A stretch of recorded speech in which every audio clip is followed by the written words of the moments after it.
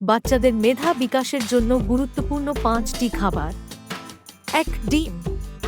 উচ্চমানের protein, vitamin এবং খনিজ যা শরীরের কোষ গঠন ও মস্তিষ্কের বিকাশে সহায়ক। 2. দুধ ও দুগ্ধজাত খাবার। ক্যালসিয়াম ও ভিটামিন ডি এর চমৎকার উৎস যা হাড় ও দাঁত মজবুত করে। 3. ফল ও সবজি।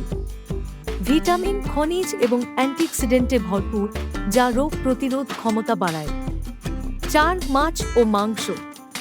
প্রোটিন এবং আয়রনের ভালো উৎস যা পেশি গঠন এবং রক্তাল্পতা প্রতিরোধে সাহায্য করে। 5. শস্য ও ডাল। কার্বোহাইড্রেট, ফাইবার এবং প্রোটিন সরবরাহ করে যা শক্তি যোগায় এবং হজম ক্ষমতাকে উন্নত করে।